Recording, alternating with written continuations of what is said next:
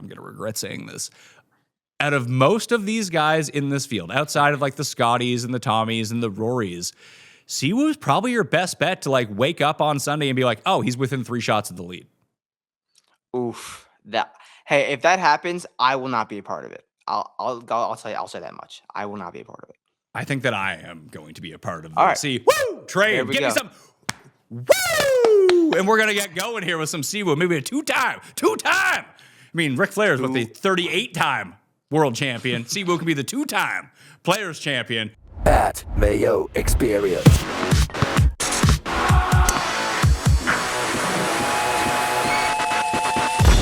Welcome to the kickoff to Players Championship Week on the Pat Mayo Experience. Be a pal. Smash the like, sub to the channel. Additionally, the audio podcast. This is the big one. You ever want to help out the show for free, mind you? Cost you nothing besides 10 seconds. Subscribe, rate, and review 5 stars to the Pat Mayo Experience audio podcast on Apple and Spotify so we can continue to deliver all of the picks and everything, all of the shows for complete non-charge, completely free. Go do that. Sub to the free newsletter as well. Matt Gannon's on the line with me from ShipItNation.com. He's been walking the course with all of these guys because we're going player by player, breaking down the entire odds board to get us prepped for the Players Championship. Matt, we don't need to make picks as of yet, but I do want to hear your insights of what you've been seeing from these guys so far this year. Yeah, I mean, what a time of the year. We have Bay Hill currently as we're recording this, spoiler alert, and then Sawgrass next week. Yeah, I've been out there since Phoenix, week by week. I haven't missed a week since Phoenix.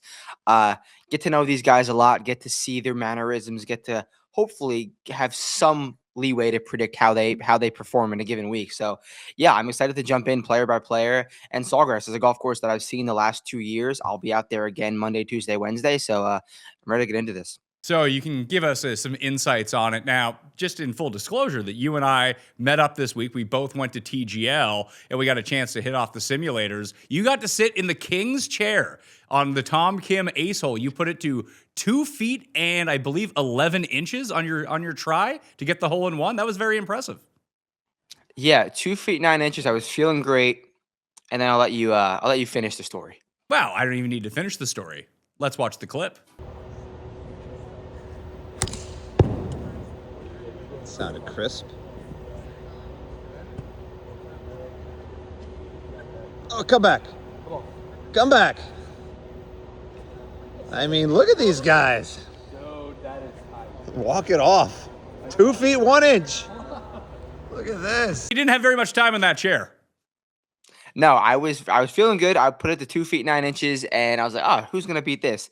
Mr. Pat Mayo, next swing, 2 feet 1 inch, I believe it was. So shout out you for that great swing. I hope that led to some good golf in the rest of your Florida trip. It did. I played later on that day. I'll recap that. We played with a listener. That was awesome. An immaculate course at Hunter's Run. Jeff and I both played. It took me about 14 holes to figure out how to swing a golf club for the first time being on a course in 6 months. So we'll leave it at that. But then it ended up going pretty well by the end of it. But we're here to talk about the players, and I have a special offer for all of you great people. If you've been rabbit hole curious, well, this is your time to do it. All the information I'm getting, plus the research show that's coming out later on this weekend on Sunday, is going to use the rabbit hole to build out some models, research stats, try to find some winners.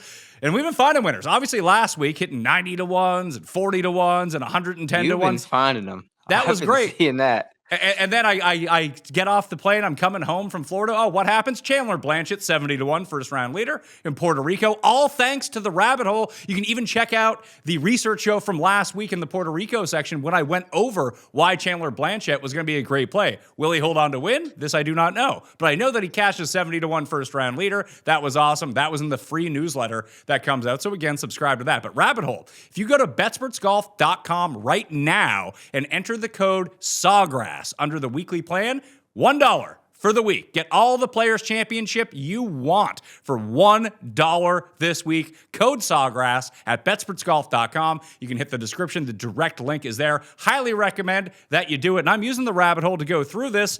And we talk about our first player, Matt. It's Scottie Scheffler. He's a part of the favorite tier. He is 3 to 1. $14,200 on DraftKings, followed by Rory at 10 to 1, Tommy at 18 to 1, Xander at 25, then Hideki is coming in 5th place on the odds boards right now at 31-1. If you're in Canada, outside of Ontario, go to coolbet.com, hit the description, find that link, get yourself the bonus and the quickest payouts in the biz. Here's the issue. When you take a look at the Scottie strokes gain numbers per round versus the Rory strokes gain numbers per round, they're basically the same so far this year. Yeah, they definitely are very close to similar this year. And I'm not sure if I talked to you about this earlier in the week, but I was mentioning it that I think this week at Bay Hill was the best chance that they finish 1-2. We get a Scottie Rory duel. And whether that happens or not, I still think that's the case for the next few weeks going forward. Like, as you said, the stats showed it up. They're playing as similar as they've ever played at this point of the season. They're not quite in midseason form, but I think they're both as close to midseason form at the same time as we've ever seen. So I don't know if it's going to be Bay Hill. I don't know if it's going to be players, but I hope it's very, very soon that we'll see this 1-2 Scottie Rory duel on Sunday, because how have we not seen it yet? This became a big talking point coming into Bay Hill, and I was on top of it. Alex and I talked about it. Keith and I talked about it. I saw other people talking about it as well, is what's going on with Scottie right now? And the conversation gets unfairly framed. I think that it's like I'm not saying that Scottie's playing poorly. He's not. He's playing great. Right. It's just, especially the approach numbers, and all we have to work off of from Bay Hill is what the round 1 data is, and the round 1 data match essentially what he's been doing most of the year. It's not a round 1 problem. It is an irons problem where he's still good. He's still above average, but he's not Scottie Scheffler right now. No, 100,000%. And if those round 1 scores were on a Friday, one of them was on a Saturday, everyone would be like, oh, what's going on with Scottie Scheffler's irons? They're not as hot as they were last year. He's played 16 rounds so far this year, 17 including round 1 at Bay Hill. 3 of them have been slow. Scottie Scheffler is fine, but I will say, like you said, the irons are not nearly as hot as they've been. That is much more of an issue than the round 1 scoring. Recency bias is a hell of a drug in this industry. People are trying to make something out of nothing. I do think the iron play gets figured out sooner than later, and I'm not worried at all about any round-specific scoring. He's the guy who's led round 1 scoring in 2025. That'll come back to fruition. The iron play will also come back to fruition. I'm not really worried about it. You're not worried that it comes back like it gets marginally better, because part of his big superpower was that he was so much better and consistent on iron approaches over the past 24 months that if that's no longer a separator for him, it's hard to look at his 3-1 odds and be like, I'm going to bet that. Yeah, that is fair for sure. But he's also became so good at everything else. Like, it's not like he's just a great iron player and that's what makes Scottie Scheffler. He's like a top X putter now. He hit the ball long and straight. He's the most underrated around the green player on tour, as the broadcast loves to say. So he's got the complete game. This is Scottie Scheffler. The iron play doesn't need to be 2 strokes around better. No, it doesn't have to be. Is it going to get there come Sawgrass, come Miami? I don't know, but I do think it will improve enough where he gets back into the mix at a high rate. Okay. So, would he, if we just went into this week and this is all the information we had, would you be lining up to bet him 3-1? Because I wouldn't. No. Because right now, like I said, the strokes gain per round is on par with Rory, but Rory, of all players, has been the 4th best on approach so far this year. Obviously, the defending champion, second on the odds board. He's 10-1. He's more than 3 times the odds of Scottie coming into this year's tournament. And I don't think this means I'm going to bet Rory to win, although maybe I should. But we do know that big and high-end approach play is what separates everyone at Sawgrass. You have to have the rest of the game, like you've said, and Scottie's rest of the game is there. The putting, the short game, the driving, it's all there. But if that approach play isn't going to be top 5 in the field, it's going to be hard for him to win. Yeah, and at 3-1, I'm not running to bet a 3-1 Scottie in any week. I gave it a go at Bay Hill. We'll see how that works out. But at Sawgrass, I would need to see a lot of improvements when I'm out there on Monday, Tuesday, Wednesday. But I agree with you. As of now, I would not be pulling that trigger on that 3-1 Scottie. It's just such a volatile golf course. You could be screwed in 2.5 swings and your tournament's done. So I'm not going to be on the Scottie train as of now. So, and listen, if he ends up winning at Bay Hill, maybe it's a different conversation. He figures it all out. Then maybe you can start talking yourself into it. But I do think that the odds will start to drift a little bit if it's not, and even if it's a win, but if it's an overwhelming win, then they won't change. If it's not an overwhelming win, this 3-1 probably goes to 4-1, 5-1 as we get there. And then it's a different discussion because now you're putting him at 5-1. That would probably be right around what his actual implied odds are every single week. Like if you gave him a 20% chance to win at Sawgrass, if that's what a tournament simulation, which you can find actually on betspertsgolf.com. And I believe that this week at Bay Hill, he was like 18%, which is what, like 4.5 to 1, something like that. But that's also a limited field. It only has 72 players. This is going to be a big field, by far the best field that the PGA has churned out so far. That getting him at 5-1, that would still give him right around like a 16% implied probability to win. That actually seems fair to me.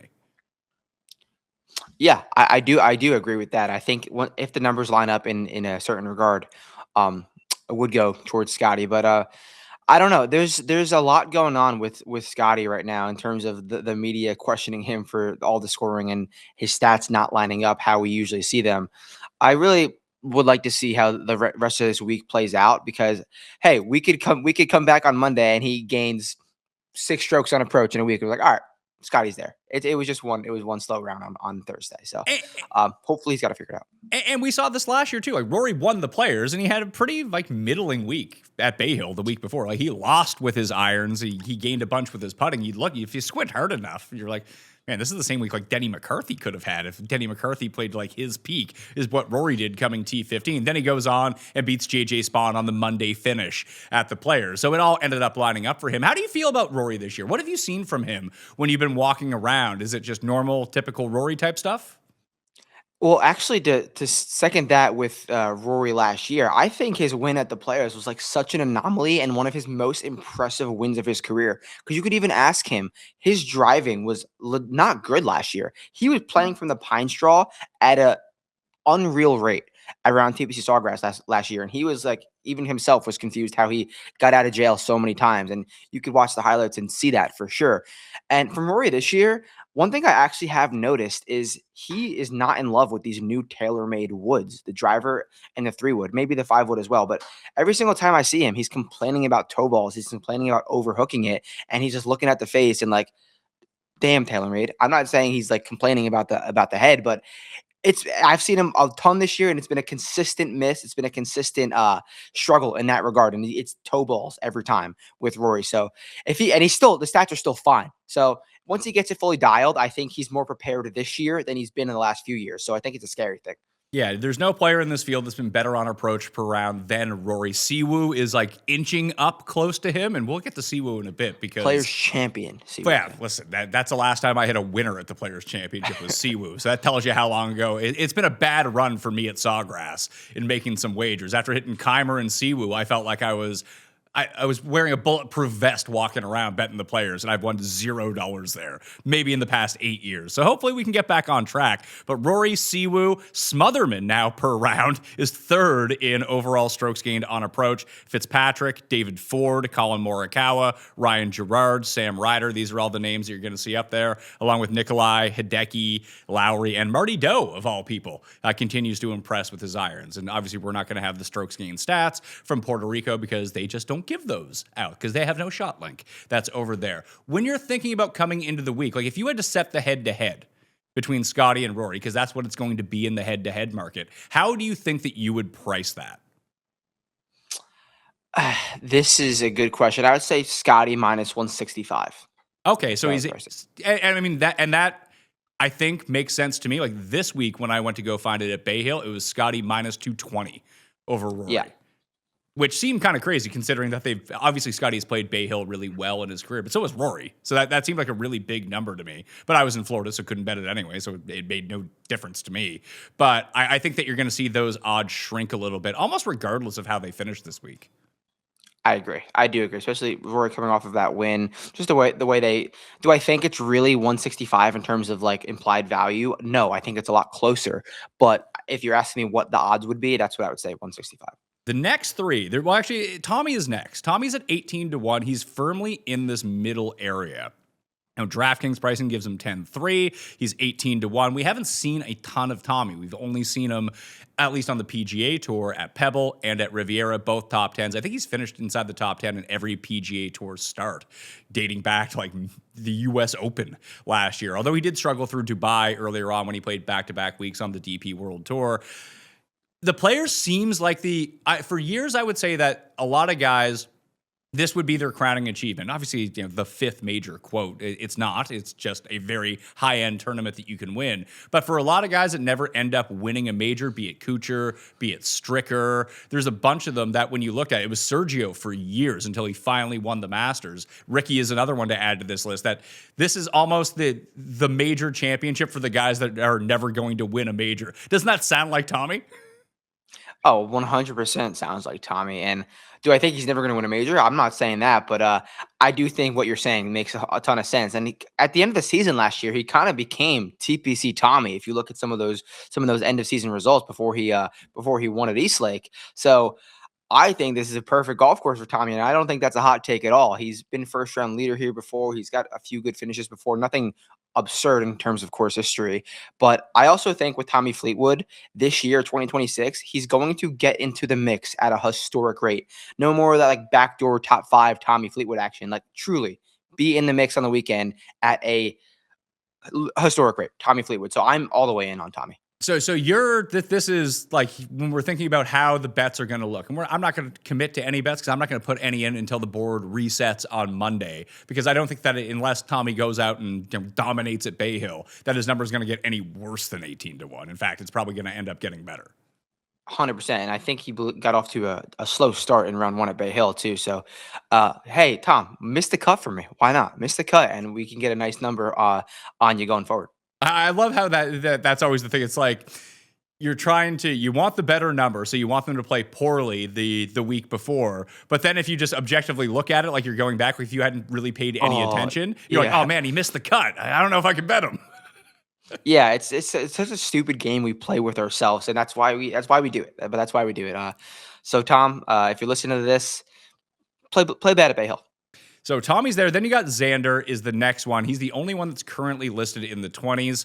Obviously, I think a lot of people are going to make a move down there once the odds get reset. Like someone like Morikawa, if he continues to play strong golf. It only takes one from Ludvig, like a really good performance, to shoot him back up the board, just because that's the type of player that he is, that he can slip quickly, but he can rise easily at the same time. So a lot of this is going to be Bay Hill dependent. But Xander comes in at 25-1, $9,600. He has the one runner-up finish in his life at the Players' Championship. And I believe that was fueled by an albatross in the final round that he ended up getting there. And I think it may have been the Webb Simpson year. He was non-competitive and actually winning, but he did end up coming T2. I've never really loved Xander in Florida, and that's kind of where I'm at with him, is that just whenever we get to Florida, I just don't really think about him all that much.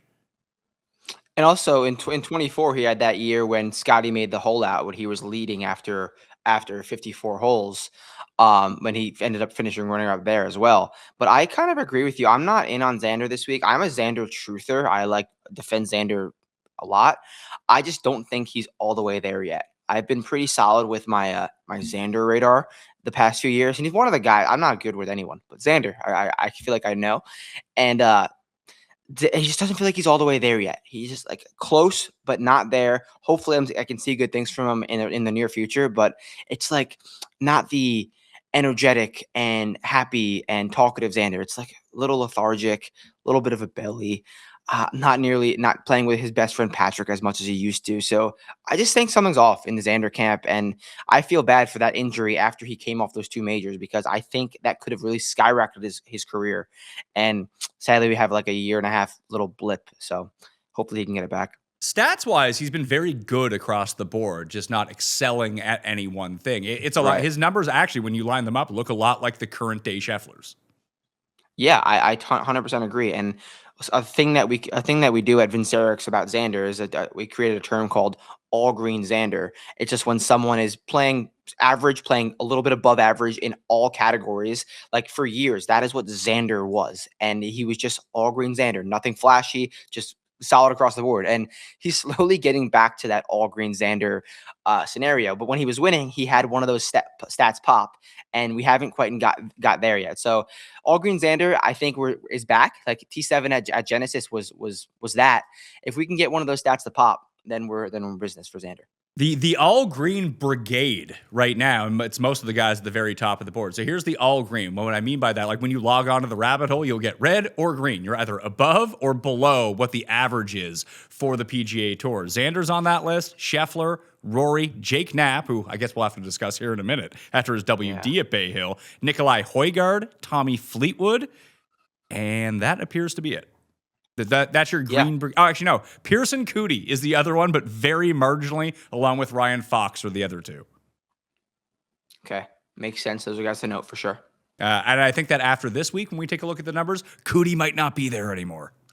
Yeah, rough week from old Pearson.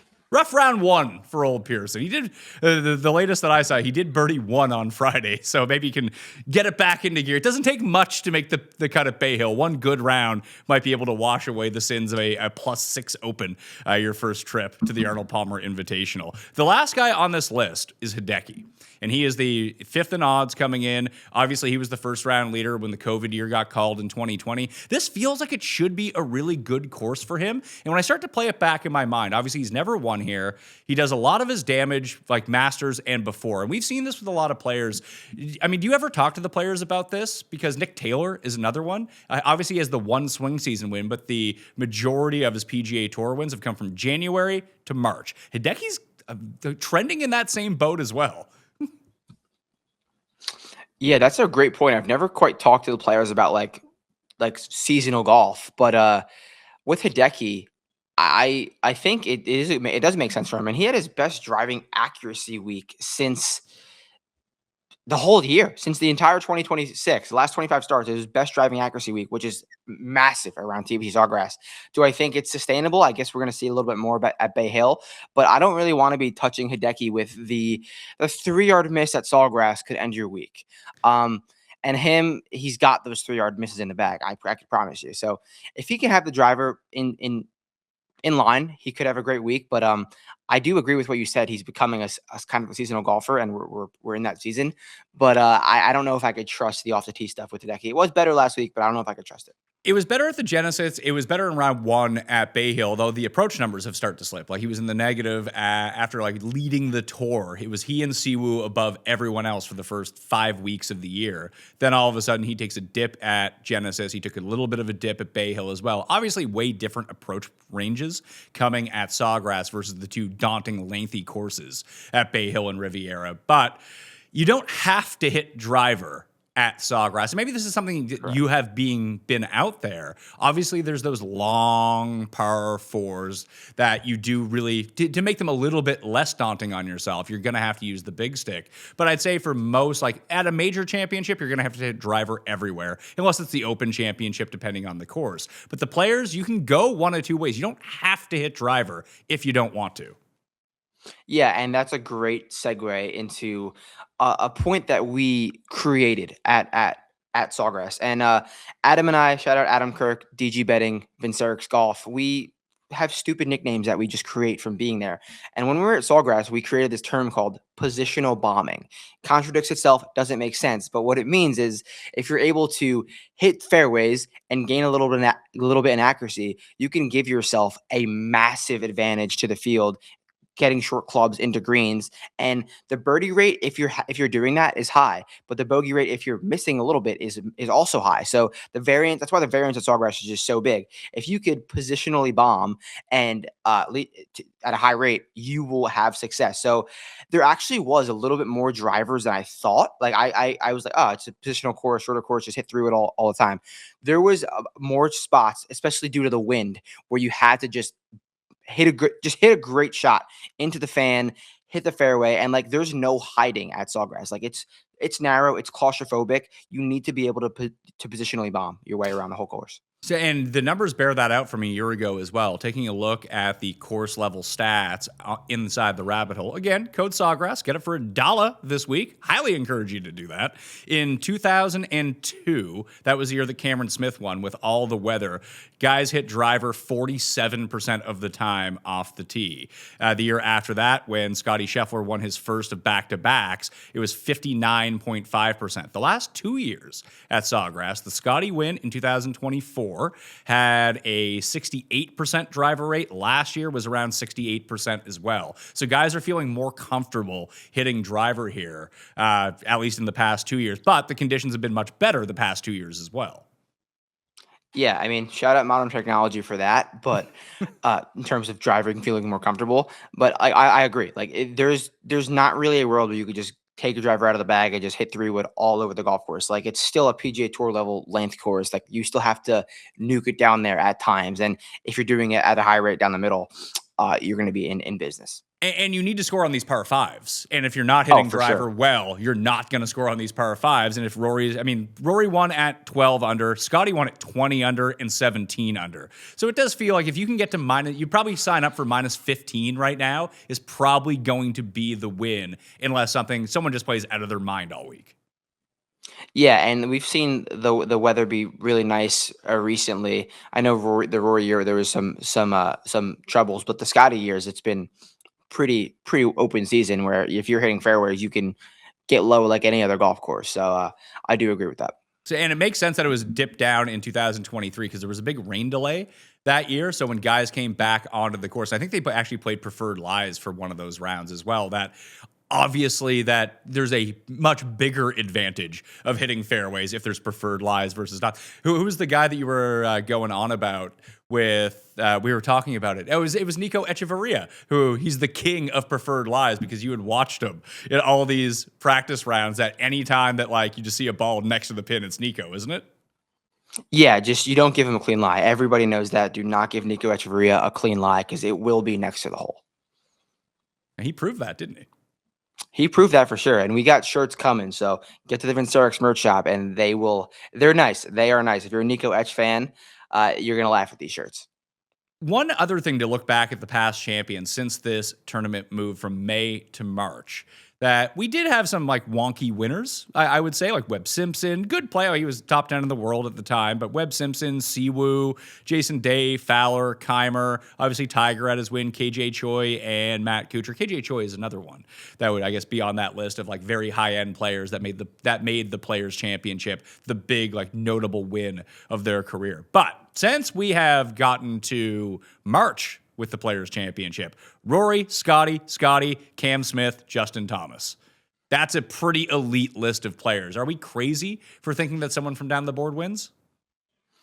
No, like we've seen golfers get into the mix down the board. Like we've seen golfers strokes away from winning. Like Tom Hoagie almost backdoored it.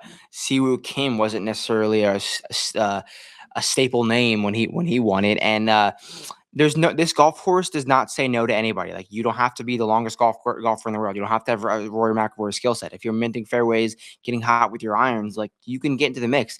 It comes down to having strokes gained dog on the weekend to make it happen. And this is a massive stadium setting, a massive golf setting. Like not everybody has that dog in them to finish 4 rounds at Sawgrass with everyone looking, with Scottie Scheffler in the mix, with the top names in the mix. So it comes down to getting yourself there, then having the will to finish it.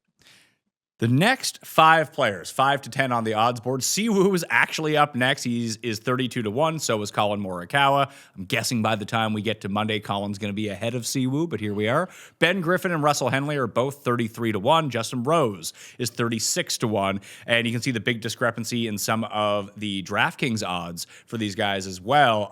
So 9,300 for Siwoo, 98 for Collin, 83 for Ben Griffin, all despite being right around the same territory of players this year. Siwoo and Collin, even with Rose's win so far, Siwoo and Collin on a per round basis have been so much better than the rest of this group. In fact, they're more in line with Xander and Hideki than they are of the guys behind them.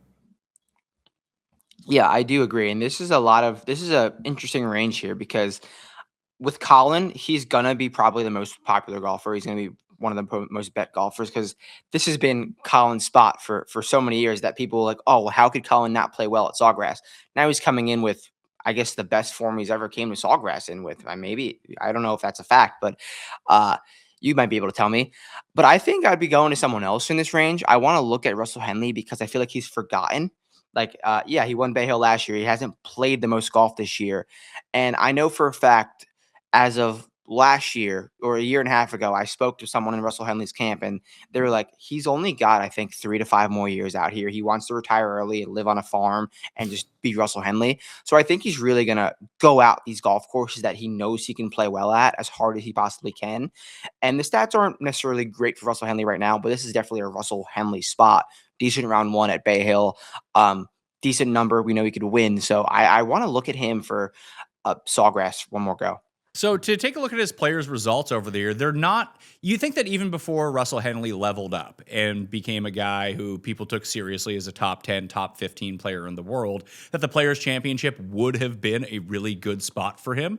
Right. Another guy who does all of his winning between January and March, by the way. that's Russell Henley's season. And the past 2 goes for him out, be it at Pebble Beach.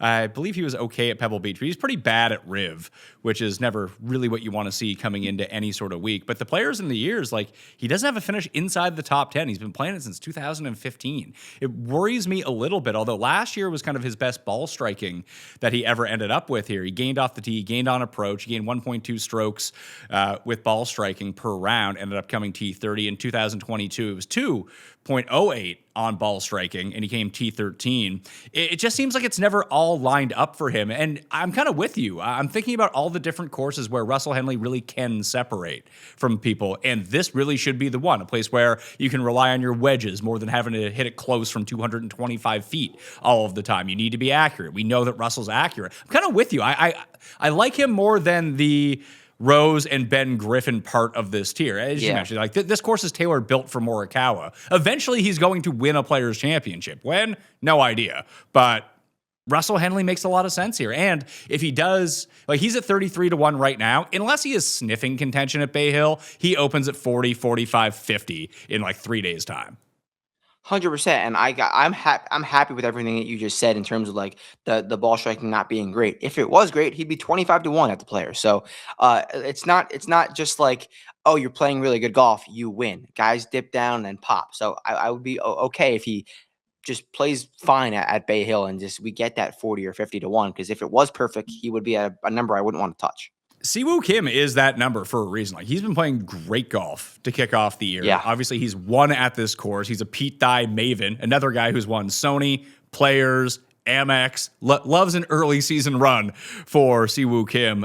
I'm thinking about betting him. Like, even the past few weeks when the numbers have dipped at Pebble and the Genesis, it was mainly all putting related. And this is what you're going to get with Siwoo. Like, he's going to be a crappy putter until the week where he's not. And he's actually one of those few guys that you don't need him to gain 8 strokes putting. You just need him to gain like 2, because the rest of his game is so far along, and this course is the perfect fit for him. The irons are amazing, and he hits every fairway. That's what you want. Just make some putts, please.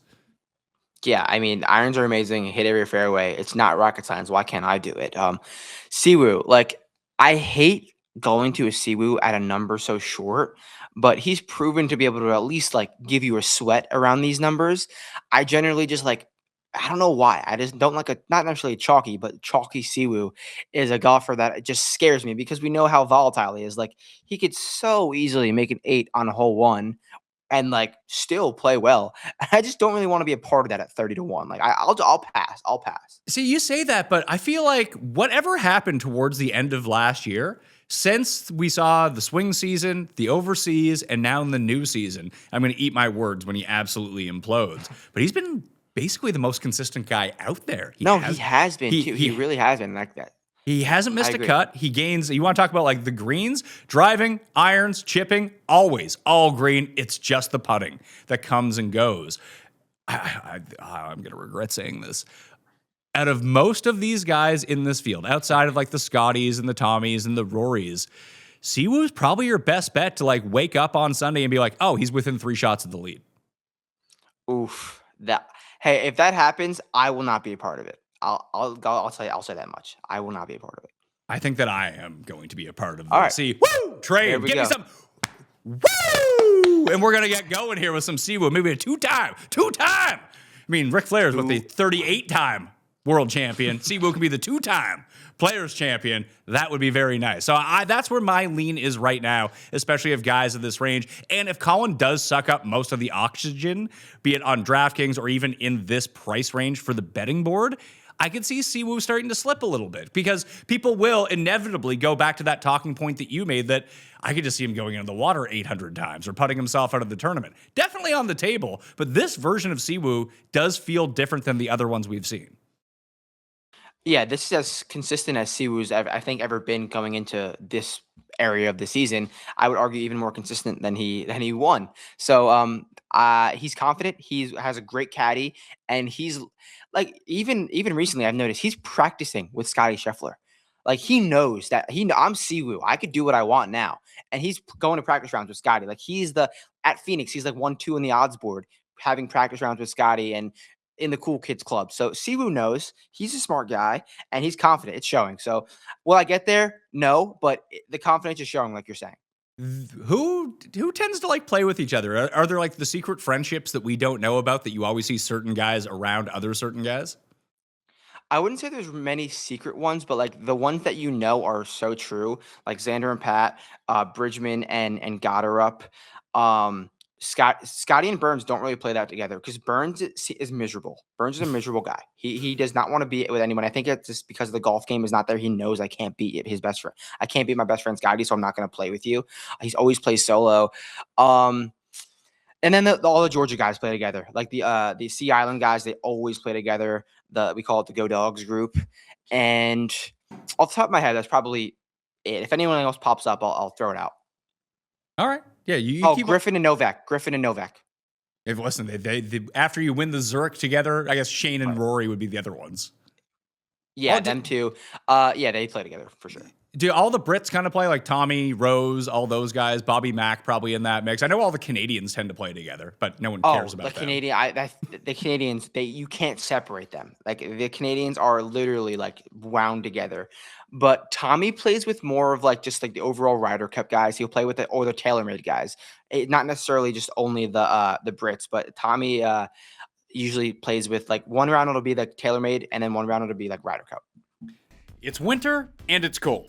At least where I'm at. And I'm spending way more time indoors, aka I'm sleeping more. If you're like me, it's time to upgrade your sleep and switch to Helix. You'll never go back. I took the Helix sleep quiz. It matched me to the right mattress for how I actually sleep, not how some showroom goober thinks I sleep. And since it's been all restful nights, no tossing, no back pain, and my sleep tracking actually backs that up. My deep sleep numbers off the charts, good, way better than before. We've got more than just one Helix in our house now, too. Just threw one in the upcoming baby's room so I can get back to sleep quickly the moment that the baby goes down. Helix builds mattresses for different people, not a one-size-fits-all nonsense, because that wouldn't make any sense. There's free shipping in the United States and a 120-night sleep trial with a limited lifetime warranty. Go to helixsleep.com/mayo for 27% off, site-wide exclusive for listeners of the Pat Mayo Experience. That's helixsleep.com/mayo. Do it now! Underdog's expanding the game. You already know their player picks. Pick higher or lower on player stats. Today, Underdog prediction markets are live in 25 states. Back your squad with spreads, handicap for closer game, or totals, higher or lower combined score, combined with player picks for bigger payouts. New customers play $5 on fantasy, get $75 in fantasy bonus entries. Code Mayo. Team picks, player picks, all on Underdog. Here's the thing. Endurance athletes never talk about this, but heavy lifting and training can quietly wreck sexual performance. Long cardio, high cholesterol, bad sleep, under recovery, it all hits the same systems that control blood flow and hormones, and when circulation drops, performance drops everywhere. Most guys reach for stimulants or prescriptions, but that's a blunt fix way downstream. Nitric oxide is the master switch for blood flow, endurance, and longevity. Once you understand that, Joy Mode makes total sense. If you Want to support sexual performance the same way you should support training and recovery naturally and intelligently? Joy Mode has got a deal for my listeners. Go to tryjoymode.com/mayo or enter mayo at checkout for 20% off. Joy Mode, the electrolyte packet for your dick. Tier number 3, Cam Young leads this one off. He's 36-1. Hovland is 39. Bobby Mack, Robert McIntyre is 40-1. Gotterup is 41-1, as is Patrick Cantlay. And their DraftKings numbers kind of fluctuate all over the place. For example, Hovland's 9,100 in the Millionaire Maker this week, and Cameron Young is 8,100. So the best value on this board is going to be Cameron Young. One of the things that I extensively write about every single year is the connection between the Wyndham Championship and the Players Championship. An ungodly 100%. amount of players 100%. that have won the Wyndham have won at the Players. I'm guessing that's why Cam Young has been up on the odds boards all year. This doesn't seem like a course where you'd be like, this takes away all of the best skills that Cam Young has. But we've even seen some of these super bombers just dial it back here, and it really plays to their strengths. Minwoo is the first one that comes to mind when I think about this, where would be a good course for Minwoo? Sawgrass might be last on the place. I totally agree. And like, he's played well at the Cognizant Classic too, or the PGA National. Makes no sense in my opinion. So maybe this is setting up for Cam Young. Everyone bet him before the season, like, oh, he's going to win the Masters. He's going to win the U.S. Open. And everyone has essentially jumped ship on Cam Young. This would make the most sense in the world. It's like, oh, yeah, he wins the Players when no one bets him. Yeah, I mean, I could see Cam Young winning 4 majors this year, like literally not even joking. But I'm so in on Cam Young at wedge courses. I remember it was 2022, 2023. I was not doing any golf content, or I was just a fan going there.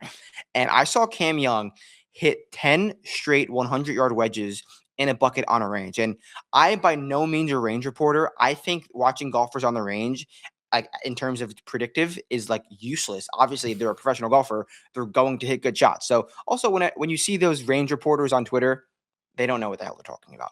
So Cam Young did this, and I was just mesmerized by his wedge play. And then forever, I was like, Cam Young on wedge courses, Cam Young on wedge courses. That led me to Cam Young 70-1 at the Wyndham to save my season last year. So I am so in on CY at Sawgrass, around Sawgrass. If he could just hit fairways, positional bomb. He's a great positional bomber. Give yourself all those wedges. I am 1,000% in. Could be a lock on my card.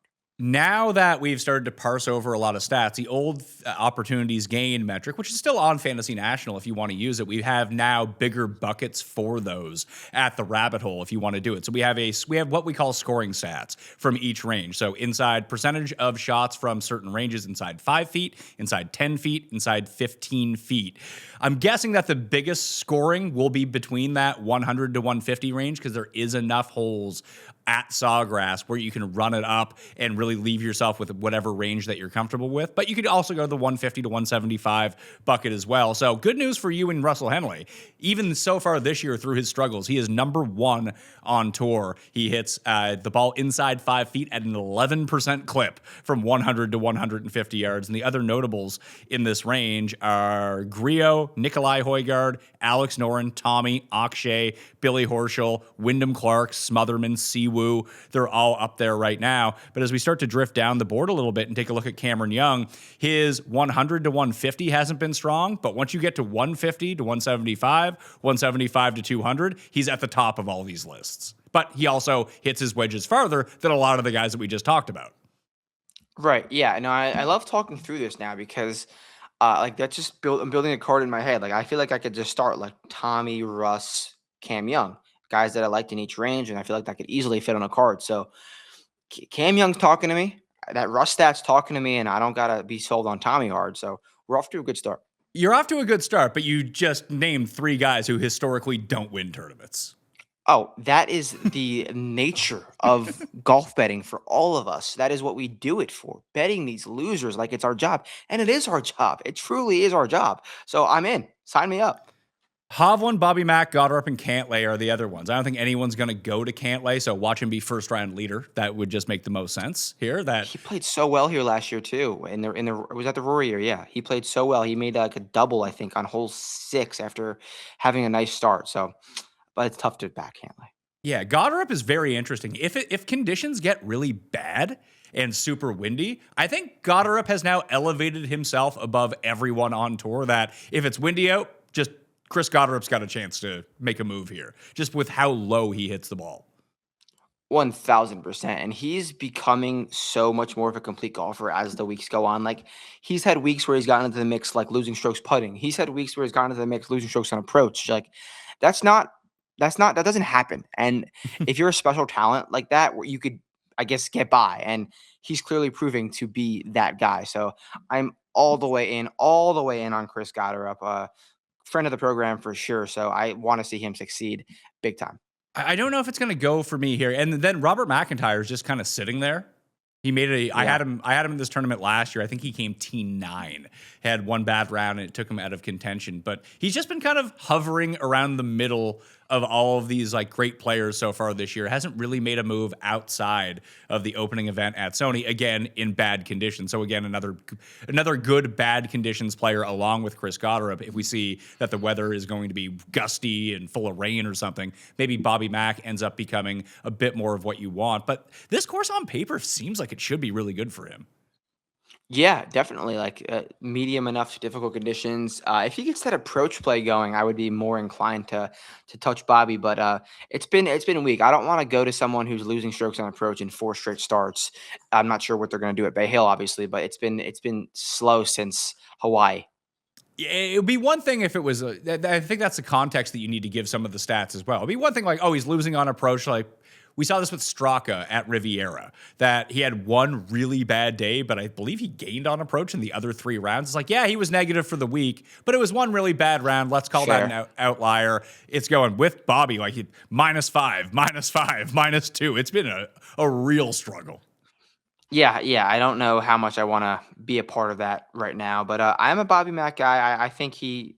If they somehow make the TPC Sawgrass or make the Players a national open, which I think they could find a way to make it a national open, then he would have a much better chance. Yeah, you could call it the America Open. Yeah, why not? Let's just do it. Like there's the U.S. Open, that's a major. The Players is now the America Open, only so we can let this Scottish guy have a chance to win. The only reason, and I'm in on it. I'm in. Next tier of guys, next 5. We got Mav McNealy at 43-1. Ludvig is 45. Fitzy is 46-1. JT is 48-1. And JJ Spaun is 49-1. Obviously, JJ Spaun lost in the playoff to Rory a year ago. And just a quick check-in on what Justin Thomas is up to at Bay Hill. His around the green's been really good. Unfortunately, let's go. He's had a lot of chances around the green because he's not hitting greens or hitting fairways. Yeah, I was not really too impressed with what I saw from JT, and I don't think I expected to be too impressed with what I saw from JT, especially 3 weeks back, his first, or 2 weeks back, his first week at TGL. He basically told us, I have no expectations, especially around Bay Hill. It's literally one of the hardest golf courses in the world. I just want to get out there and get some reps. I'm not trying to win this golf tournament. So that's kind of what we're seeing. I'm not putting this 7-over round against him. Like, I'm happy he's back, and it's going to take some time for him to get back. And Bay Hill Sawgrass is not really a place I'd want to start, but I guess that's what he decided to do. I guess that's where the timing lined up. So hopefully he figures it out soon. He needs to. I mean, he's playing these tournaments so we can get ready for the Masters. Like, even at 48, like, you would look at it and be like, if you saw anything from JT, 48-1 for JT at a course where he won 4 years ago. We know talent-wise, probably still a top 5 to fringe top 10 player in the world when he's right, but he's not right. He just missed 6 months. Yeah, no, and like, I don't blame him for playing poor golf. Like, it's a shame that what happened to him. He told us his dad is obviously like double his age, walks around with a cane, never had real back in problems. He had nerve problems in his back. And he said it was like a weird genetic thing that he just got unlucky with. So sucks that happened to him. Hopefully, I mean, we see stuff like this derail people's careers like big time. I pray that doesn't happen to JT. Yeah, it's happening to Zalatoris right now. Oh my God, that one really hurts. Like, he's right above my shoulder. He's been my favorite golfer since he's came out. He's been my favorite golfer, and it actually hurts me to see him like not play genuinely. The other guys around here, like Fitz is having the best year of these guys by far, but he can't putt anymore, which is now a real problem as someone who watched him hack his way around Bay Hill round 1. But ball striking wise, no one has really been better. Like, the stats that he's putting up are, It's like he stole Scottie, he monstered Scottie Scheffler and became the Scottie Scheffler ball striker, but he didn't do it at the right time. He if you're going to steal Scottie's skills, steal Scottie's skills from like a year ago when he could putt. He just basically stole Scottie Scheffler's skills from 3 years ago, ball strikes the hell out of it and misses every 8-foot putt. I don't know what is going on with him on the greens, but if he has the bad week at Bay Hill, listen, I don't really need to be talked into betting Fitz. This is something I've been doing all year to very little success, but I do think this is a really good course for him. 1000%. And I'm definitely in on Fitz, I think, going forward. I am so impressed by this tee shot he has going. And it's the same Fitz, laid off, quick, over the top swing, but it is on an absolute string. And it's so confident. It's a low fade. If it firms up a little bit in the Bay Hill, at the Sawgrass fairways, he's going to have a week. And I am not worried about the putter. I mean, I'm worried about the putter. I can't say I'm not, but he's Matt Fitzpatrick. He's one of the greatest putters. When he's going well, is one of the greatest putters. I feel like it's going to come back. And I know you've probably been saying this for so long, but what he's doing with the ball striking is just so tough to ignore.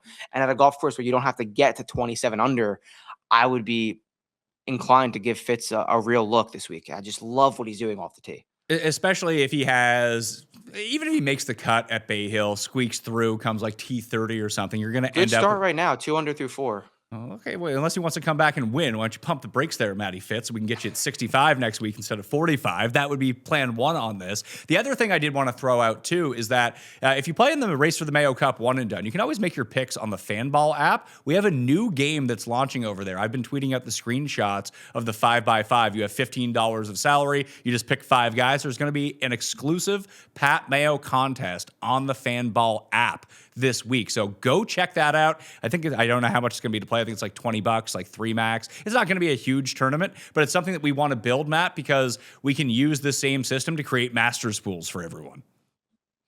That is interesting. Masters pools are fun. Everyone loves a good Masters pool. Yeah, definitely. I want to know more about that. So what, you find it on your page? Yeah, you find it on the Fanball. So go download the Fanball app, and you'll find it. It's called the 5x5. It's the same place where you can go to fantasygolfchampionships.com to make your picks for the 1 and Done. You can also do it on the Fanball app. You can play this game exclusively on the Fanball app as well.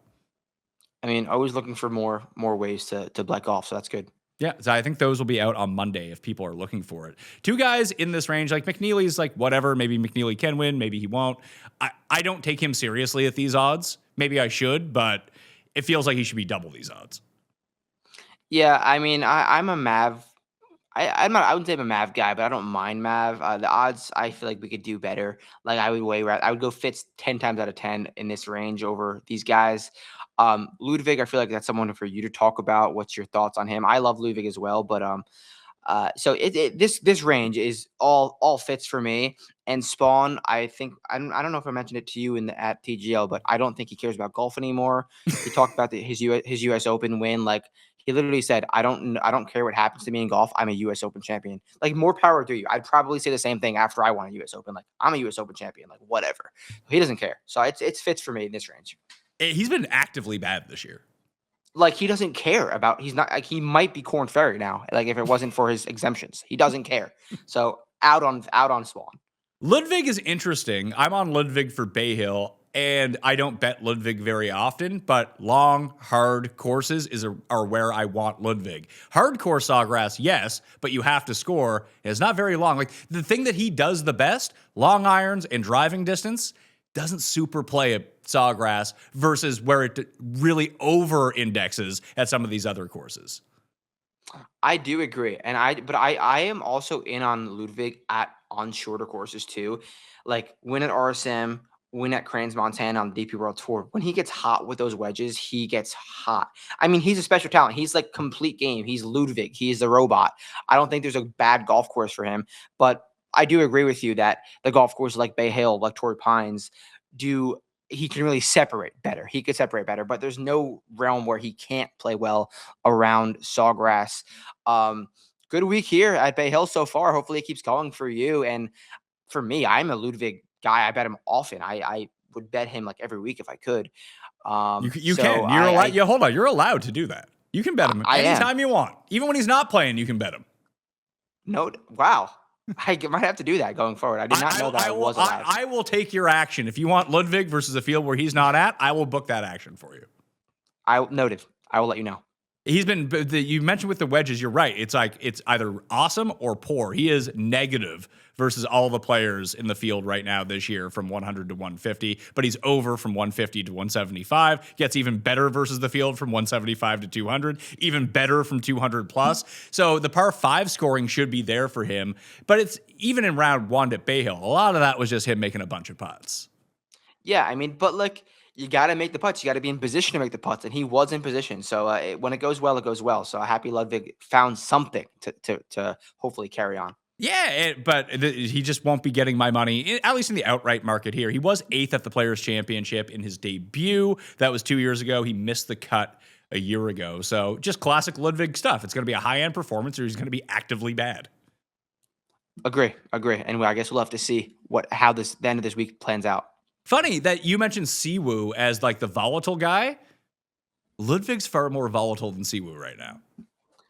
1,000%. And like I would say, like, career-wise, Siwoo has been overall a volatile golfer. And I don't think you'd argue on that. But Ludvig is becoming that this year. And I feel like he's just been downright bad. Just not great. And he's found something this week, which is good.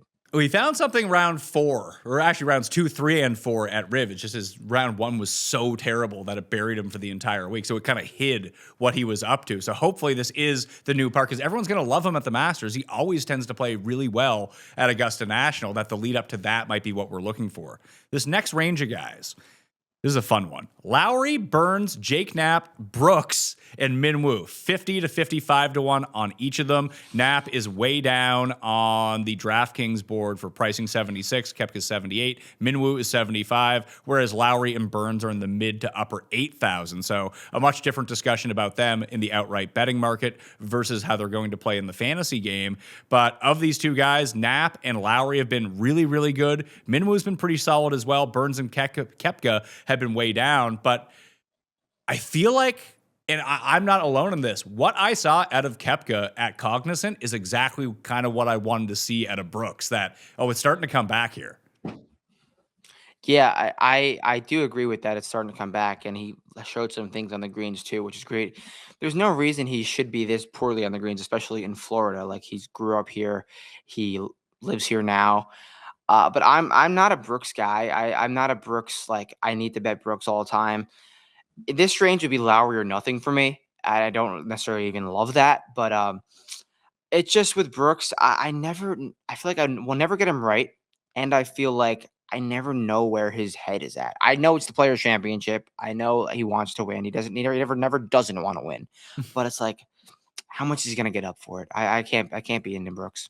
6 starts at the Players' Championship in his career. Brooks has never finished inside the top 10, coming off a T9 at the Cognizant Classic, where he gained a stroke T degree per round. That was coming off the cut in Phoenix, where he was pretty bad, but still gained tee to green, and then he gained 2 strokes tee to green at the Farmers. So in his 3 starts back, his tee to green has been very solid, actually made a few putts at the Cognizant, which was encouraging to see. And I think that when we get to the narratives around Monday, you'll get whatever happened at Bay Hill and Puerto Rico. Brooks isn't at either one of these tournaments, that when people start talking about who's this mid-range, like 50 to 70 to 1 guy, I can see a lot of people gravitating to Koepka. Who's this Brooks Koepka guy? I feel like I've never heard of him on the odds board. I'm going to click him. It could happen.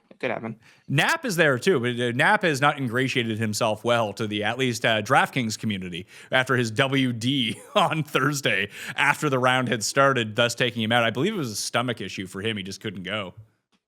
Yeah, I'm on the Jake Knapp unserious golfer train. I am not betting him at a golf course like this. I bet him very rarely. I bet Jake Knapp one time in my entire life. I do not believe in his ability to get it done on a golf course that's serious. I do not think Mexico is serious. He literally was winning Clarking 18 U.S. Open every single hole and hitting it in trees and getting insane kicks. And it comes down to his golf swing. His golf swing is purely for Instagram. Like, there's a reason why professional golfers don't swing at such slow tempo, and because when under the gun, that doesn't work. And it clearly does not work for Jake Knapp. We see how poorly he performs in round 4s and round 3s when he's near the lead. So I am out on Jake Knapp. I don't think he's serious. Minwoo gained on approach round 1 again at Bay Hill too. Should we just bet Minwoo? Maybe this is just one of the courses he likes. If he could find fairways and he get hot with the wedges, like that was a really solid approach round at Bay Hill, and that's not a course I would ever think Minwoo would gain 1.3 strokes on approach. Like that might be one of the best approach rounds of his career in terms of difficulty. Like approach at Bay Hill is difficult. And that might be one of the best approach rounds, like relative to how difficult the course is. Very impressive stuff from Minwoo, in my opinion. Very impressive. So 3 runs at the Players. He's made the cut every time. Obviously, he was in the final group with Scottie when Scottie won 3 years ago. He ended up coming T6. He was T20 last year. The thing that really sticks out to me about Minwoo, looking at his Sawgrass numbers, is he's played it 3 times. He gained 7.7 strokes putting the first time. He gained 6.6 last year. Lost with 0.06 the year in between, but gained a bunch off the tee. He actually hit his approach as well last year. The chipping is always going to be pretty good for Minwoo, but he seems to have these greens figured out. I know how volatile putting is. I want to get your take on this because no one can really give me a good answer. I just choose to think, when it fits my narrative, I go with it. When someone has gained a bunch of strokes somewhere over the years, they're like, it's putting. He could lose tomorrow, which is true. But when you see 2 huge spikes from him in 3 starts at a tournament, it does lead me to believe that maybe he has something figured out here on the flat surfaces. Yeah, 100%. And I don't think it's really about surfaces. It's about like reading them. Like I feel like if you have a good eye for X green, you have a good eye for X green no matter where it is in the world. Like we see guys put well on Bermuda, bent grass. I think Poe is a little bit of a different thing, but if you go to a golf course and you putt well there, you see the lines well, or your caddy sees the line well. I think that's a real thing too. If you have a good caddy who knows, like we see, like for example, Taylor Moore's caddy last week. He's a Florida guy. He was Alex Molly's old caddy. He really look at the putting splits in this area of the country from when he's been on the bag. It's real. And like they're really good. So I think just seeing it is more important than the surface, in my opinion. So Minwoo had a bit of a tough go on the approaches, despite them getting better at the Cognizant. But again, when you take a look at it, he lost 4.2 in 1 round. That was in round 3 at the Genesis. He was actually positive in the final round, positive again at Bay Hill, very positive at a shorter course at Pebble Beach. Do you think Pebble Beach is a pretty decent corollary to this place based on the types of shots that you have to hit? Obviously, Pebble Beach is a little bit easier, and you have to go make as many birdies as possible, and there's less danger lurking around that course. But with the way that you have to score at Pebble Beach, do you think that makes a lot of sense to take a look at that versus Sawgrass? Yeah, driver wedge. I will say Pebble Beach is far less penal for a missed fairway or a small miss.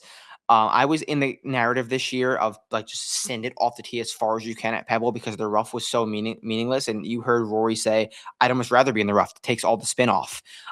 So that's not the case this week. But I guess blueprint wise, you want to, driver wedge it. You have to be far more precise around Sawgrass, though. Far, far more precise. Well, I only say that too. You see the starts where he's played. He's played 4 times so far. This is Minwoo. Genesis, T12, a lot of that was chipping and putting, very bad approach week, good driving, because he can send it. Same as at Phoenix. He came T28, he just sent it off every tee, gained a bunch driving, lost on approach, lost on the greens. But at the 2 short courses that they've played, gained a bunch on his approach at Pebble, gained a bunch on approach at American Express in the 2 weighted rounds that we saw there. That almost like you mentioned with Cam Young, I've been on the Taylor Pendrith good at short courses for years type thing, despite everyone, he is a bomber, but he plays the short courses better. Cam Davis is another one who tends to play better at short courses. Is Minwoo secretly, unless it's a pure hit it wherever you want and drive it as far as you can course, like when he won in Houston last year, maybe these short courses like rein him in a little bit and it allows him to use what he's actually good at on approach? 1000%. Like I do. The answer is hit it wherever you want course. But if there's a long course or a short course, I do not. He's average at absolute best middle iron player, okay wedge player, and a poor long iron player, in my opinion. So yeah, a shorter course will suit him better if he's hitting fairways. The one thing he does have, which is different than long irons, is he has that trad stinger off the tee. Like, you're not hitting that into a green, and it's a different swing than you're trying to hit a high long iron. So he has that fairway finder off the tee, and he can use that a ton around sawgrass, around, like, I guess, short course where you have to find fairways, then lean into that wedge play. So I do agree with that statement. And his putting is good enough that he doesn't need to be the guy who's inside 5 feet every time. He can, for whatever reason, he just kind of makes like 15 to 20 footers. He can make enough of those. We've seen it time over. The putter's been hot recently, real hot. So maybe, I don't know if I'm going to get there at 55 to 1 on him, but I doubt that's where the number ends up. Yeah, we got plenty of time. We'll see how Bay Hill pans out, and that number could drift. All right, let's rapid fire through the rest of the field now that we're 55 to 1 plus. The next here is Michael Thorbjornsen, Harris English, Rickie, Keegan, and Jason Day. This is 55 to 65 to 1 right now. Again, coolbet.com. If you're in Canada, outside of Ontario, go hit the description, get that bonus, get the fastest payouts in the biz. Plus, once I figure out who I'm betting, we'll get a boost on all of those players in the PME exclusives tab. It's English or Rickie from this range for me. Okay, for me, I think it's Thorb. I think it's Thorb perpetuity. I just like the talent in perpetuity. But Rickie, I also don't mind. Like, I think if there's a golf course for Rickie to pop on to do it again, it's definitely, this is the spot. He's proven to do it here. I didn't wear the orange for nothing. Actually, I kind of just put it on. But yeah, Rick is a golfer who I feel like he's getting more confident as the weeks go on. The stats aren't quite like when he won Rocket Mortgage, but they're not glaringly awful. So I don't hate that Rickie call. Like, ball striking wise, he's been awesome. It's the chipping that has sunk Rickie so far this season to not give him any really high end result. But T18, T19, T28. The approach play is great. The driving's been really good. The putting's been good. Just dude can't chip, which is really strange for Rickie. Very strange for Rickie. And it's crazy how, like, just one small weakness, and, like, even if it's chipping, it just sink you so much. And Rickie probably knows he's close. I can't wait to see him. I feel like I haven't seen him that much this year outside of TGL, but I want to see him next week for sure. That's a guy that I need eyes on early in the week. So the other one, like I mentioned, would be Harris English, who he kind of hits your 4 quadrants type player. He's slightly above average at everything in golf. Yeah, Harris English, I saw this week at Bay Hill. He put in a new golf ball this week, and he seems to be glaring over it. Like, he really likes it. And I feel like we see that all the time where a golfer will win, and, like, they'll be like, oh, what'd you do? I changed my golf ball like 2 weeks ago. I changed my golf ball last week. I did one small thing.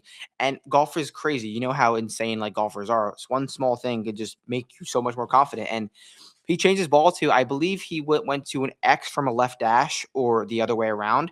And whatever it is, he seemed really, really happy and likes what he's doing. So I want to see how those numbers line up after Bay Hill to see if it made any of a difference. But Harris English, new golf ball, looks solid. The other thing with Harris English is he's longer off the tee. The ball speed is up, and he's gaining way more strokes off the tee than at any other point of his career right now. He's bad at Genesis, and that was the first course it was bad at. And he was gaining almost a stroke per round off the tee, which is crazy to think about. And, like, that's coming from a guy who's already, like, a good driver too. So he's just elevating that baseline tremendously. So I think that's, I don't mind Harris. He can win on Bermuda. He's one of those go dogs guys. He loves these surfaces. Can play on a TPC course. I like Harris. I don't mind that. Yeah, 56 to 1 right now. Again, probably someone you can get at deeper odds. $7,500 on DraftKings, probably a very good look. Next range, Seb Straka. Well, there's going to be an auto bet that loses for me. He's at 66 to 1. Rasmus Højgaard, Jordan Spieth, Taylor Pendrith, Jacob Bridgman. You talk about golfers in waves. Did Bridgman kind of peak and now it's all downhill for him until he gets back to his next peak? I don't know what the future holds for Jacob Bridgman. Shout out to him for pulling that out in Riviera, because I didn't really see that coming at all. He's volatile with the ball striking. He's a Cam Smith type guy that he can gain 10 strokes putting in any week and just win no matter how he's hitting it. So if he's hitting it good enough, look out. He could just heat up on the greens. And we saw that from, like, a young age when he was on tour, that he had that skill set, which is a rare skill set that not a lot of guys have. Just the ability to get that hot on the greens. I can't wrap my head around it as, like, a human being, how you could just make that many putts, which he has. And, like, that never will take him out of a tournament. Straka is here, 66. Again, watching him at Bay Hill in round 1, he played great and then had one hole where he triple bogey. How do you triple bogey a hole at Bay Hill and don't hit it in the water? It seems impossible. I could do it. Yeah. Easily. But like Sepp Straka, I feel like he's been so popular in his last 3 starts. Like I don't know why he's being bet. Do you know why he's being bet so much? Yeah, I bet him every week. I bet him every week because the odds don't seem to make sense. Like we just went through. Why is Keegan higher on the betting board than Sepp Straka? They just keep giving us these big numbers, and the ball striking is top notch. And with him, he's going to putt poorly until the week that he doesn't. And the weeks that he doesn't, he ends up like top 3 on the leaderboard. Yeah, and then like, you're right about that. When he won at Amex, he was priced poorly. He was like 70-1, like for no reason. So I guess ride the Sepp wave until it doesn't work. Well, it hasn't been working. Yeah, we need to get. But doesn't this strike you as a good strike? Like he can hit driver, he hits all the fairways. His approach play continues to be great. Can he chip and putt? Not really until he does. Oh, this is 100% a golf course that Sepp could play well on. Like think PGA National, think any Bermuda course. He's strokes gained Georgia. Like this is definitely a spot where Sepp, and I think it's a great number. So we're now into the range of guys that I really like. I can see that this sucking up a lot of my dollars this week. Akshay, Nikolai, Adam Scott, Pierce, and Cootie. Not so much Harry Hall, but I mean, I've been betting Nikolai for weeks now. I've been betting Cootie for weeks now, including their 2 terrible runs at Bay Hill. Akshay is the one who has all my attention here. Like this, he almost got it done last year. Even when he hit the skids in round 3 at the Players last year, he was able to play his way through it. Didn't get it done on Sunday. This is the closest he's been to winning one of these big tournaments. We just saw him falter down the stretch at Pebble Beach. I blame that on the cold. Anytime it gets cold, you probably don't want Akshay, I'm guessing. And I don't think it's going to be that cold at the Players Championship.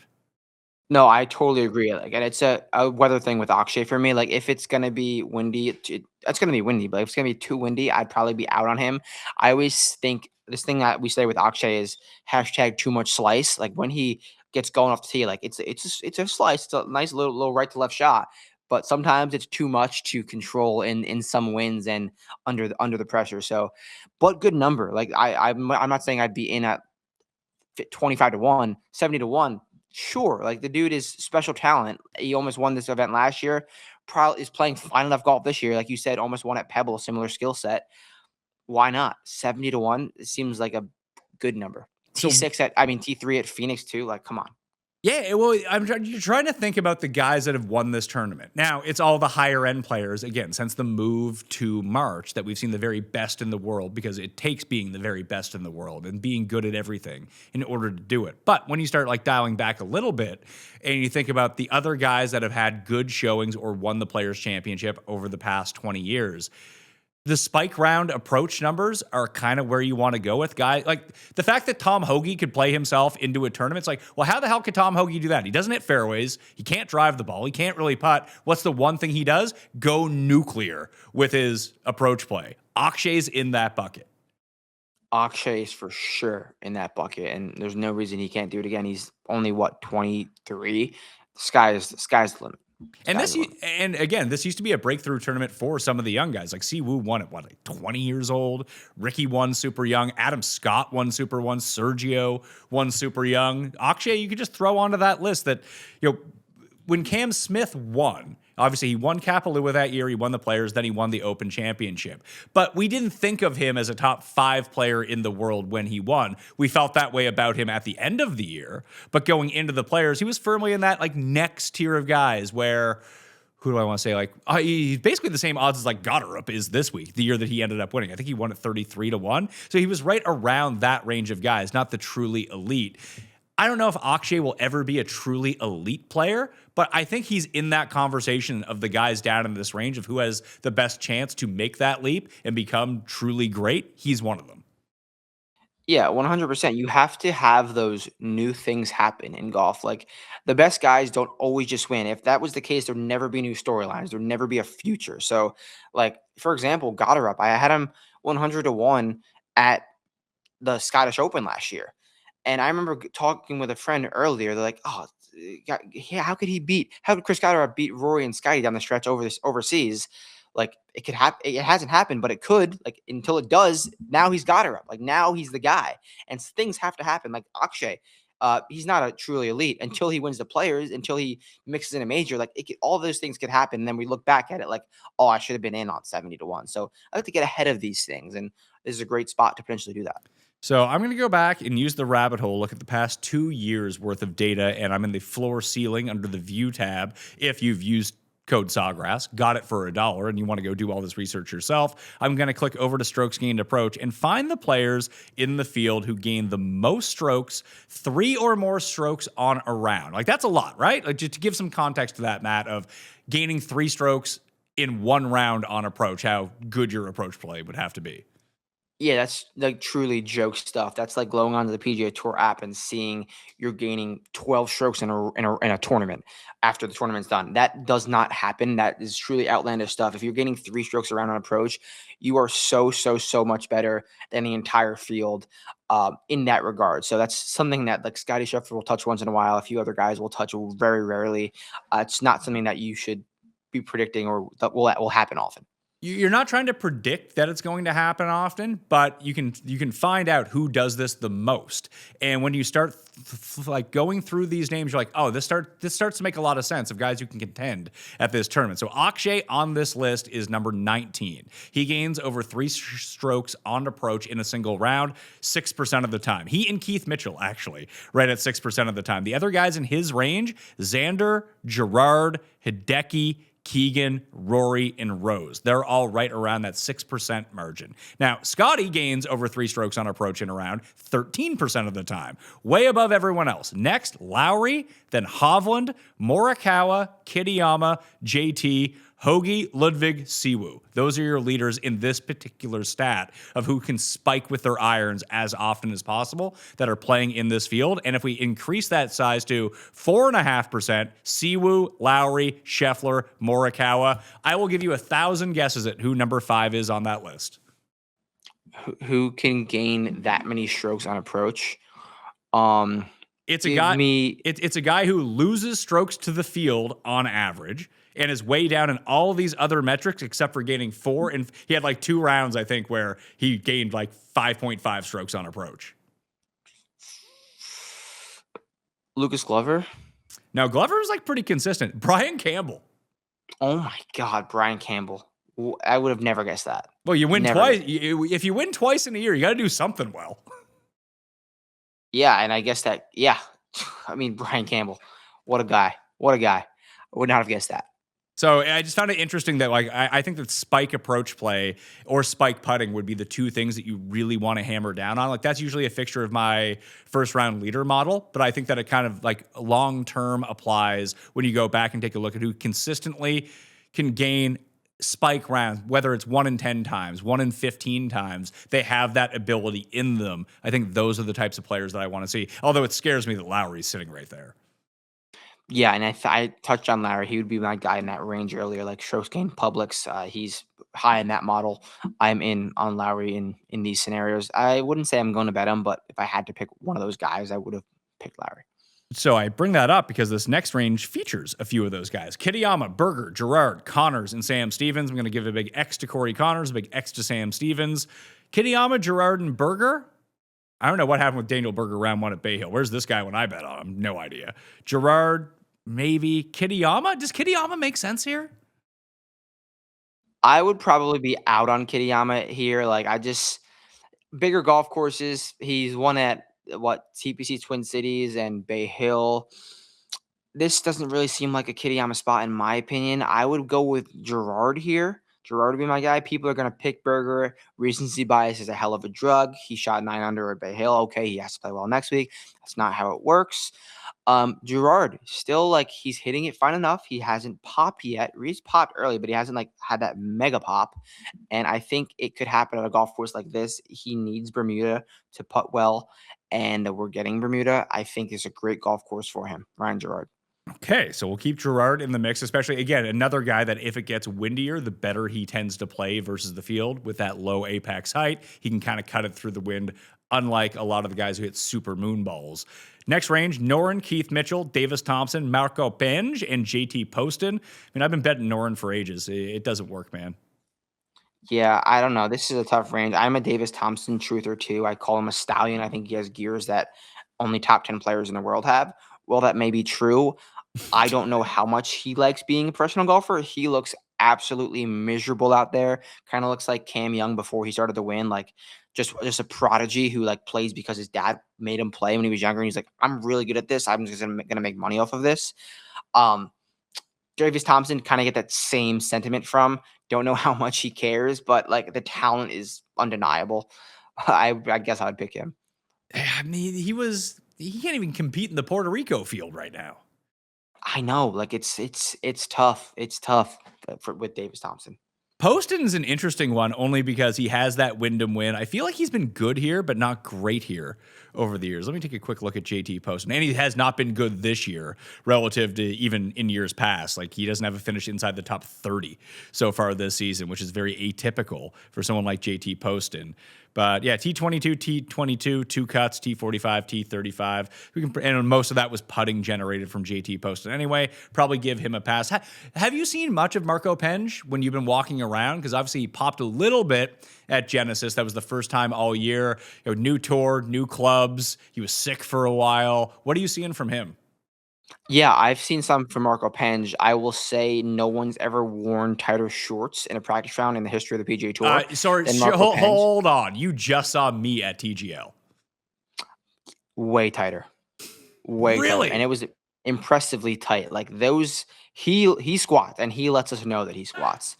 But from what I saw from no one wears short shorts, Matt, unless they do a lot of squats. And yeah, more power to you. Like if I look like that too, I'd probably wear the same.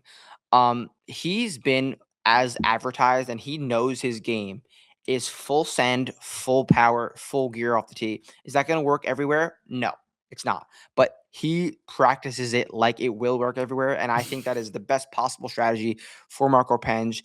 Commit to your bit, commit to what you are good at. And he was hitting drivers in spots that no one should be hitting drivers in. But I want that. Like he needs to, because in a week where it works, where he's just minting the fairways while hitting it 700,000 yards off the tee, he'll get that top 5 week. And Riviera was a nice little course for him to do that, and a nice little preview of what could come. This is not the spot for him, but I've seen some great things from Penge, just committing to what he's good at. That makes a ton of sense. So Houston, let's just fire him up in Houston. Let's do it. Yep, pencil it in now. Ball speed. That's all you need at the Houston Open. Just sort by ball speed and bet those 5 guys, and you'll probably find yourself a winner. Yeah, it's not rocket science at Memorial Park.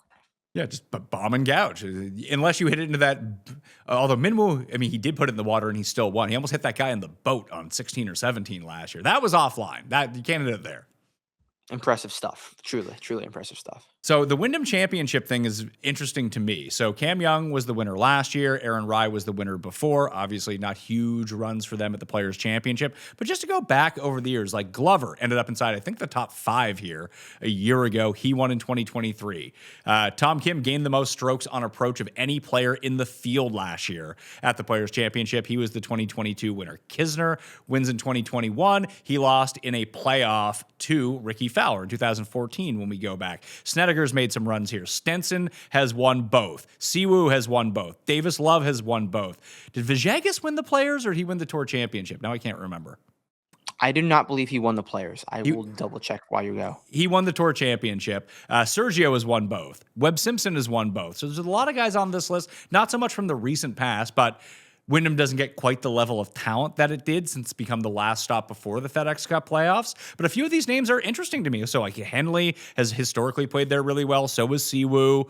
Adam Scott has come runner-up at the Wyndham Championship. He's another Players winner. Would you give any look to the Aaron Rise of the world, who's up next on this list? Just over 100-1. Wyndham Clark, Thorbjorn Olesen, Jaden Shaper. It's the first we're going to see of Jaden Shaper so far this year, who's competing again down in South Africa this week. He's already won twice on the DP World Tour so far this season. We're going to be seeing a lot of him next year on the PGA Tour. He's in this field. And then you have Sungjae, who's just 120-1 and back from injury with a lot less fanfare than Justin Thomas had.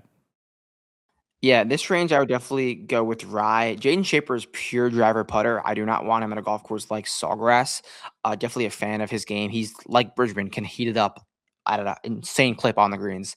Aaron Rai would be my guy here for sure. Fairways and greens, strokes gain Wyndham for sure. So I'm not going to overthink that one. The next tier features Sahith Theegala, a bit of a bounce back here. Bez, Rico Hoey, Brian Harman, Higo. 4 guys who are like kind of down on their luck, and Theegala's trending back up. I don't like any of these. I don't like any of these either. Like, unless Theegala speeds it to success or Rory McIlroy it to success from the prime straw, that would be my only guy. But I wouldn't go to any of these guys. Next tier, we have Patrick Rogers, Mac Meisner, Christoph Reiten, Hisatune, and Steven Yeager. Maybe Hisatune, maybe Mac Meisner. I'm such a slut for Mac Meisner. I don't know why.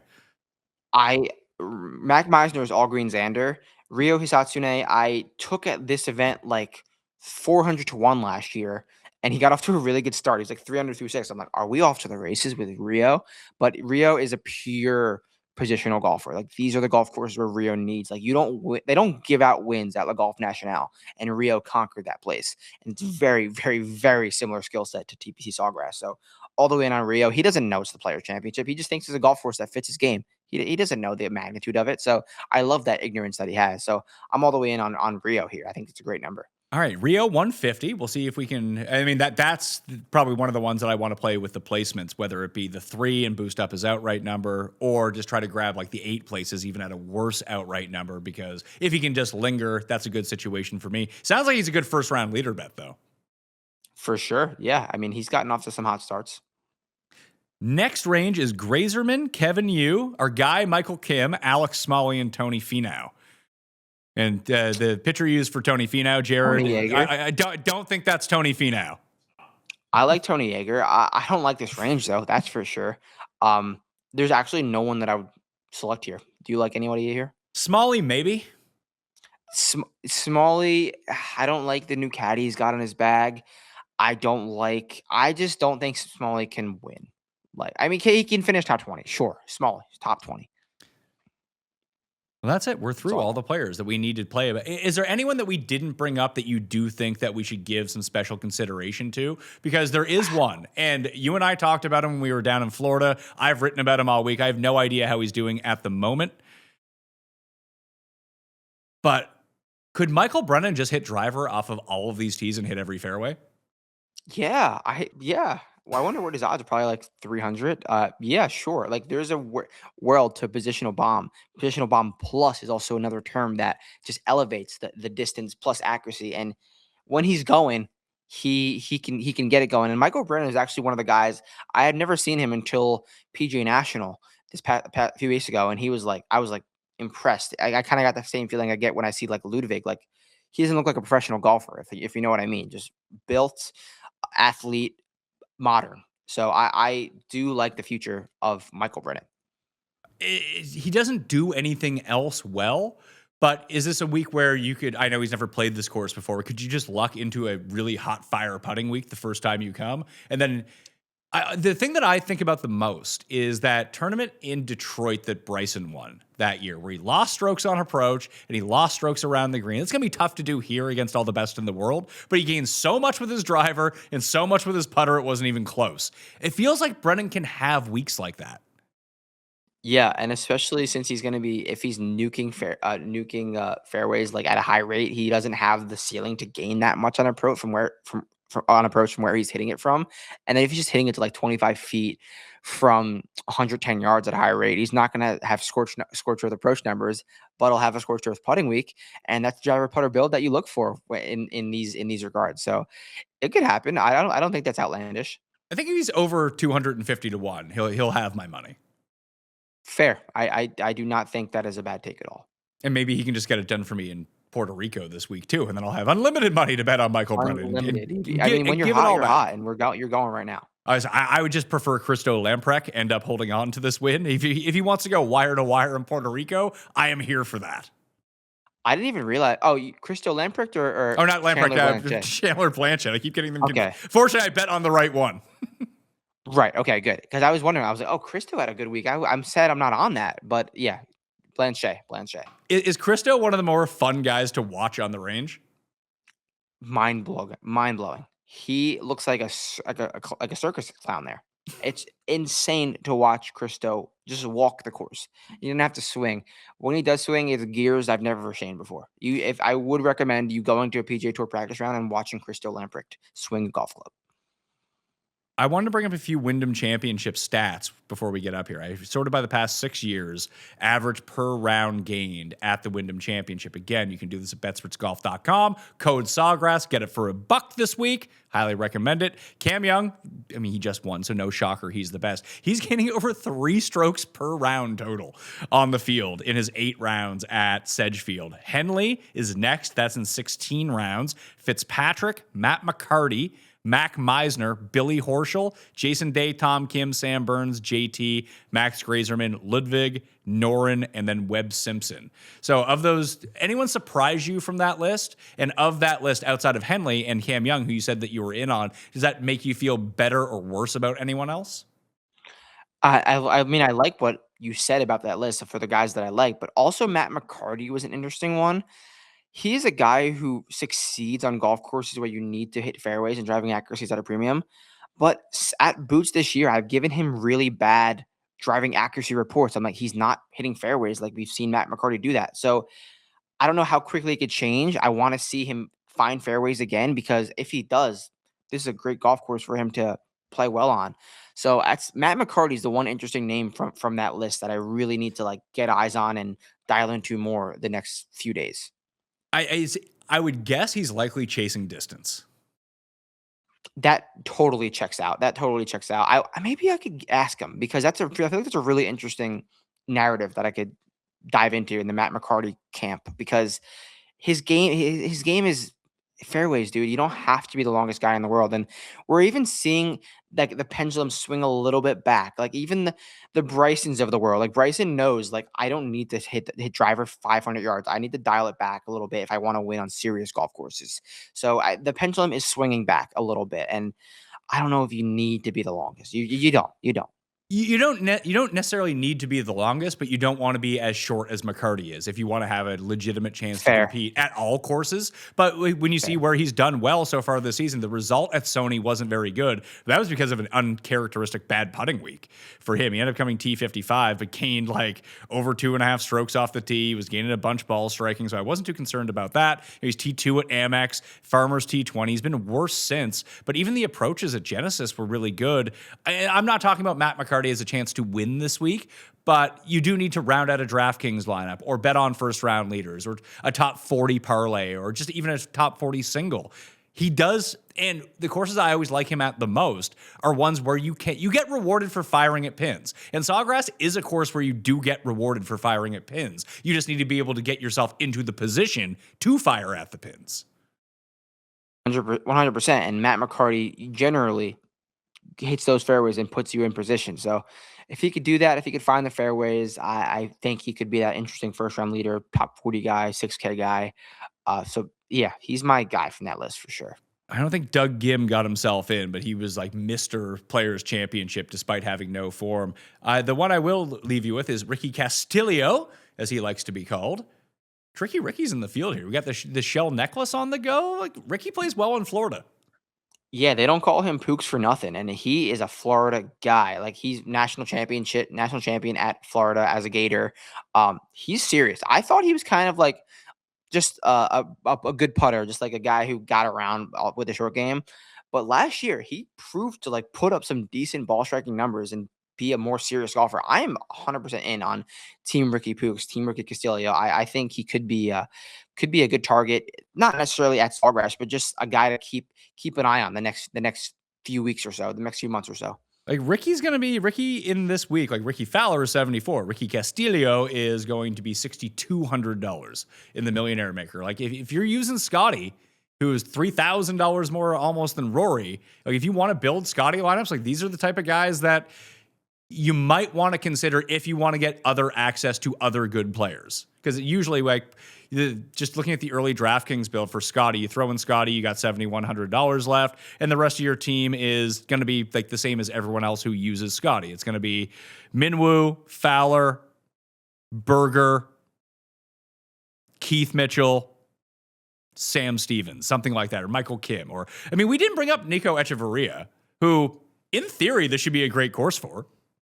Yeah, and I think he's going to be a really popular bet. Like, just hit fairways, and his week will go how the fairways go. If he has a clean lie, he will play well. If he doesn't, then he won't clean well. Like, I literally, at PGA National practice round on Tuesday, Nico Echeverria drove it into the bunker on whatever hole, went to the ball, picked it up, put it in the fairway. He knows, like, I know what I'm good at, and I'm going to practice what I'm good at. I'm meaningless in the rough. I'm meaningless in the bunker. I'm probably going to miss the cut. Put the ball in the fairway, get really good at what you're good at. And Nicky Nations, don't give him a clean lie. And that's his X factor all week. I went through those top end approach players again. He is on that list for the spike rounds, especially this year. You probably don't want him. We saw what happened to him at Bay Hill. I think he was like 6 under on the front 9. Then he gave it all back in 3 holes. You can't ask him to win a U.S. Open. But the players does seem somewhat attainable for his, again, very specific skill set. He doesn't need to be super long off the tee. That can help him hit fairways, runs hot with the putter half the time, and he usually runs pretty hot with his approaches. Like, he can spike. I could see him winning this tournament the same way that Siwoo won his tournament that year. And I would not be surprised. I don't think anyone would really be that surprised if a Nations got into the mix again. So I'm down for sure. The other one who would pop up on that list for me, I mean, we didn't really talk about Adam Scott all that much. I mean, he and Akshay are kind of right around the same range. You have your Fowlers and Henleys, but sandwiched in between that, very cheap on DraftKings, and a player that we know has been good on the DP World Tour. Has been pretty good since coming over this year. Not so hot at Bay Hill after sneaking into the field when Knapp got out. But if Haotong's hitting fairways again, if he's hitting fairways, he's another one that you just want him at pin stalking tournaments. Yeah, I know it's early, but I think he's got the low round of the day so far around Bay Hill. He is currently 3 under. Yeah, he's got the low round of the day at 10:31 Eastern time on Friday. So Haotong gets in the field and he's got the head down. So I agree with that. Just hit fairways and then he can go for all the flags. Is he someone that would have your interest here though? Like, would you, or are we now just beyond, we're through the looking glass when it comes to this? Yeah, field? I wouldn't have any interest in Haotong, but like, honestly, when I go out there all the weeks, like, I think the massive separator and massive important thing for the people that subscribe to the site is like finding these guys that I give good reports to $6,400 and below. Like, I'm not necessarily going to bet them or play them, but like, if I see a guy that's like, oh, X guy looks really good with the ball striking, sub 3% ownership, no one's even talking about him. Put him in your lineup, pair him with X guy. He finishes T7, you win $100,000. Like, I've seen people. I don't know how the people who retain the information on the ship in the Ship It Discord are so good at what they do. Way better than I just like. I'm good at writing the information down. The people who actually retain the information are so damn impressive. So shout out you guys into the Ship It Discord and Ship It members. Like, you find these random bullets that I just give decent reports to and pair them in the right way. And you guys win. So I wish I could learn a little bit from you guys, but I guess I'll just continue to do my job. But that's a nice little separator that I like to find, these bottom price guys, like you were saying. So you can follow Matt on Twitter at Matt Gannon. You can check him out at shipitnation.com. Again, code Sawgrass at betspertsgolf.com. Get your access to the rabbit hole for $1. Even just having the live leaderboard while what's going on is going to make it well worth it if you want to do anything in tournament. And that goes beyond all of the tools that you have preparing for the tournament as well. I will return with the research show again this weekend. Then me and Jeff on Monday for the picks, the bets, the one and done, and Cuss might be in studio stopping by as well to give his Anderker picks of the week and a mini Cuss corner about golf too. So be prepared for that. Me and Blickle and Tambo on Tuesday for the DraftKings picks, and I'll wrap it up with the final word with Keith in the live chat on Wednesday evening, and then Cut Sweats Live. As long as the baby doesn't come, I'll be doing Cut Sweats Live on Friday as well. A huge week for the Players Championship. So please sub to the channel, turn on those notifications, smash the like. Additionally, subscribe, rate, and review the Pat Mayo Experience audio podcast on Apple, on Spotify. That goes so far into helping this show. All right, I'm Pat Mayo. Thanks for watching. I'll see you next time. Pat Mayo Experience! Experience!